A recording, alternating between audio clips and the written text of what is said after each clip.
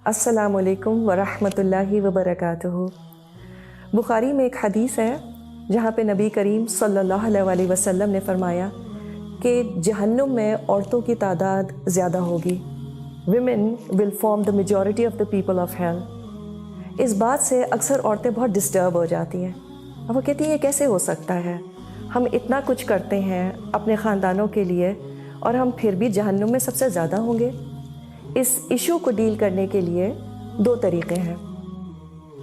एक तो ये कि इस हदीस को किसी तरह से मैं गलत साबित कर दूँ, trying to find some kind of flaw in this because according to my logic it doesn't make sense. How dare attitude. दूसरा तरीका ये है कि मैं इस बात पर फिक्र करूँ कि आखिर ऐसा क्यों है। Why will most women end up in hell?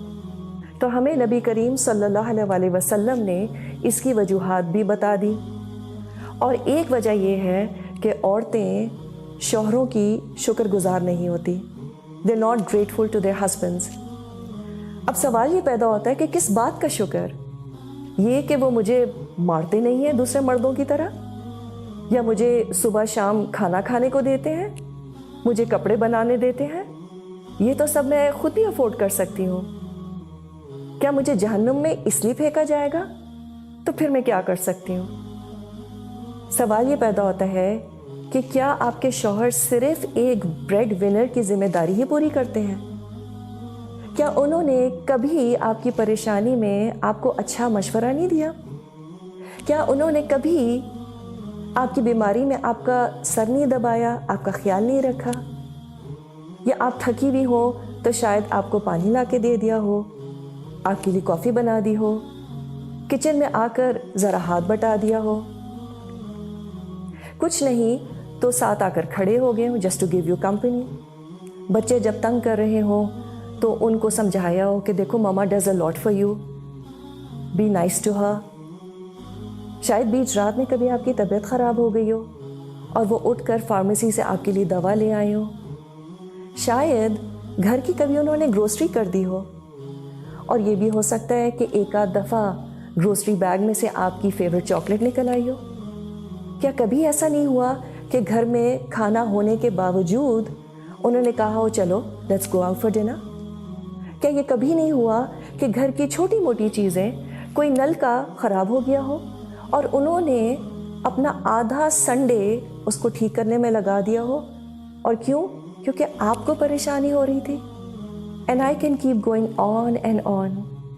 हाँ, ये बिल्कुल हो सकता है कि ये तमाम बातें आपके शौहर ना करते हों।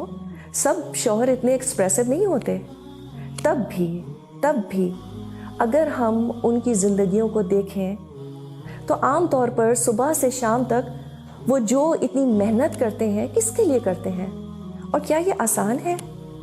हम कहते हैं सब मर्द करते हैं, what is the big deal? अगर हमारे शौहर हमें कहीं ये कह दें कि what is the big deal, सारी औरतें बच्चे पैदा करती हैं, उठो एंड गेट गोइंग, हमें तो लिटरली आग लग जाए, रोना धोना और पता नहीं किस किस को फ़ोन कर डालें कि इनको तो मेरी कदर ही नहीं है। तो मर्द पत्थर के नहीं बने होते, उनका सुबह से शाम तक काम करना इज़ अ बिग डील। और हमें करना भी क्या है अपने आप को जहन्नुम से बचाने के लिए? एक लफ्ज़ अप्रिसिएशन का, थैंक यू सो मच, बस that's all Allah aspects from us. जब वो घर आते हैं तो चाय पूछ ली, कुछ प्लेजेंट बातें कर ली, कभी कभी कुछ भी करने की ज़रूरत नहीं होती, बस अपना सारा काम छोड़ के ज़रा हाल हुलिया ठीक करके उनके पास बैठ जाएं जाकर। और इसकी आदत बच्चों को भी डालें।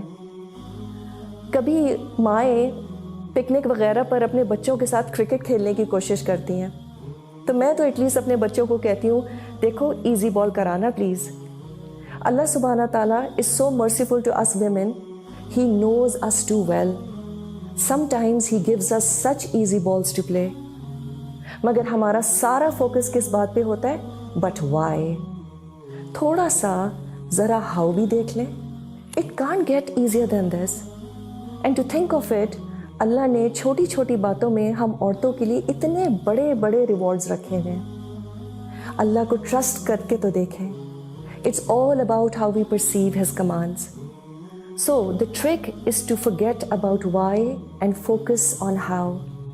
It doesn't get simpler than this.